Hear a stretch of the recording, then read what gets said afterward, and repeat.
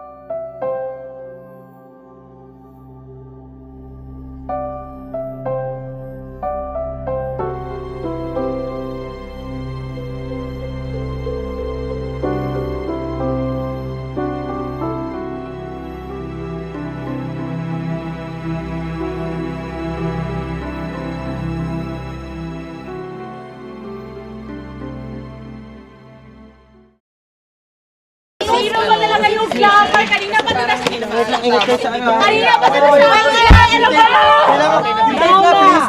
Guys! If you want to get this filmmaking thing right, log into www.mdafilms.com. If you want to get this filmmaking thing right, first thing you do is to go to www.mdafilm.com.